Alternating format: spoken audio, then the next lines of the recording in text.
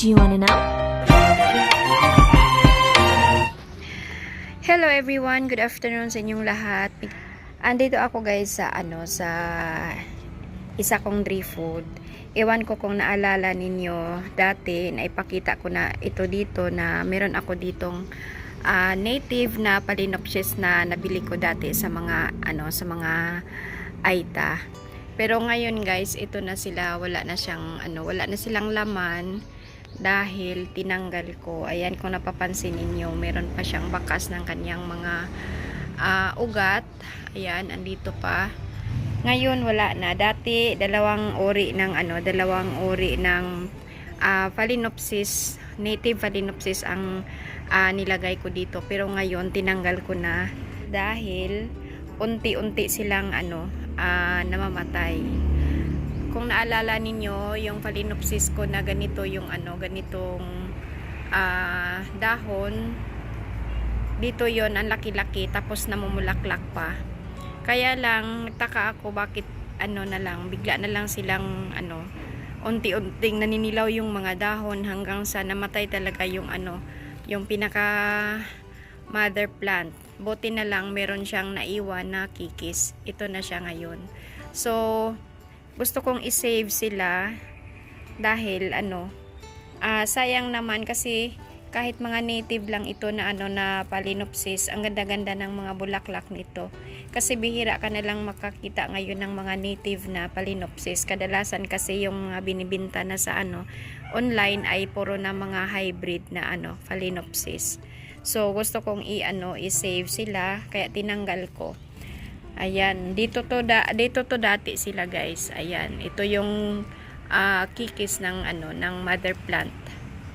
So ito na lang talaga yung natira. Tapos meron pang isa doon na kakaiba din yung dahon. Bali tatlong uri ng Phalaenopsis ang nandito. Yung green lang ang kulay at saka itong merong batik-batik or mayroong parang variegation, ano bang tawag nito. Yung isa kasi green na green lang yung dahon. So ito na sila ngayon guys. Ayan, kung napapansin niyo magkaiba yung dahon nila. Ayan, ito kasi parang naka-line yung yung batik-batik ng dahon nila. Tapos ito naman iba. Tapos yung pangatlo ay ito. Nung binili ko ito sa mga Aita, ganito na talaga kasi parang kinuha kasi nila ito sa sa gubat. Kaya ang ginawa nila, pinutol na lang nila yung sanga. So ito talaga yung sanga na nabili ko sa kanila na mayroon ng Phalaenopsis na nakadikit. Marami ito sila. Pero unti-unti din silang namamatay. Ayan, ito na nga yung pang-apat na yata ito sa namatay. Ayan patay na talaga ito, wala na ayan, ito sayang nga kasi namatay. Kaya itong dalawang natira gusto kong tanggalin dito para ilipat na lang sila sa hindi ko alam kung yung kumakain dito or baka merong insekto na sa gabi lang kumakain kasi sa araw ang nakita ko pa yung lang yung parang kung tinatawag dito sa amin parang bao-bao yung parang bilog. Hindi ako sure kung yun talaga yung kumakain dito kasi ayan kung napapansin ninyo yung ugat niya, ayan nagkaganito yung kulay, namamatay. Tsaka dinidiligan ko naman sila. Tapos napapansin ko kasi yung nila, kahit lagi kong dinidiligan yung ugat nila, parang pakulubot ng pakulubot. Ayan, lalo na ito guys nilipat ko nga, tinanggal ko ito doon sa dry foods na pinagdikitan ko sa kanila, nilipat ko dito, mas lalong lumala kasi ayan kung napapansin ninyo yung ugat niya kahit buhay, pero ayan numinipis talaga. Ayan ibang-iba yung dati kasi yung ugat nila, pag healthy talaga ang ugat ng Phalaenopsis ay bilog na bilog. Ito parang nagda-dry tapos manipis. Ayan nagiging manipis yung yung ugat hanggang sa yung iba na mamatay. Ayan. So siguro hindi hiyang dito sa ano sa Coco rope na nabili ko online. So ang gagawin ko ay ano, ililipat ko sila dito sa ano sa plastic na container. Actually ano lang to yung food container, tapos binutasan ko lang. Dito ko lang sila ilalagay pansamantala na wala pa akong nabiling pa talaga na para sa kanila. Tapos ang ipapalit ko etong uling at saka itong coco cubes. Tingnan natin kung gaganda ba yung tubo ng kanilang mga kanilang mga roots. Kasi ayan kahit araw-araw ko ito dinidiligan nagda-dry talaga, at saka laging parang naging manipis yung yung ugat, o wala talagang bagong ugat na tumubo. Ito guys ay ito yung ceramic pot na nabasag dati na pinagtaniman ko din ng Dendrobium orchid. So gagamitin ko din ito, ihalo ko ihalo ko sa uling para naman bumigat ng kunti, kasi magaan lang talaga tong plastic na to. Tapos ito namang bunot ay magaan din. So para bumigat naman ng kunti, ihahalo ko ito sa sa uling.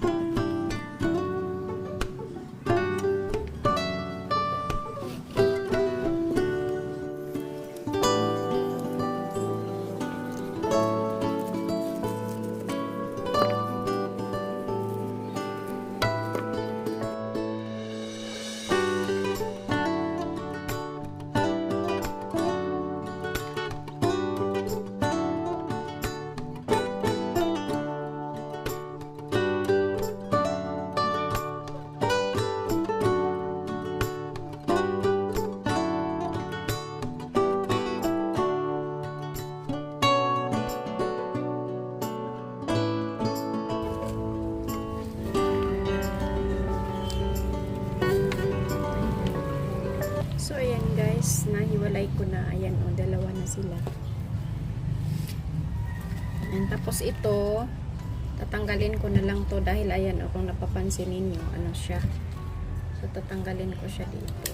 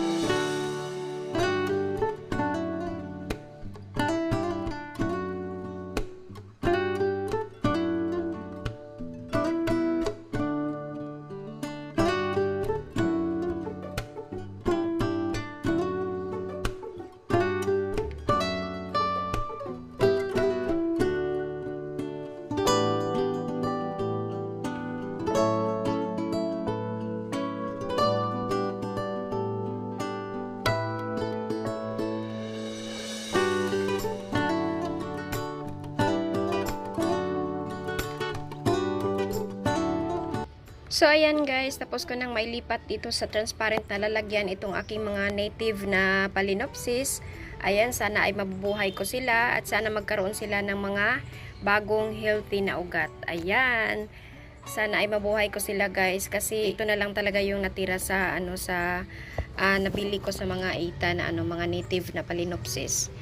So, ito lang muna ang may share ko sa inyo ngayon guys. Maraming salamat sa inyong oras sa panonood dito sa aking video at sana ay nag-enjoy kayo at sana kahit papaano ay meron kayong natutunan dito.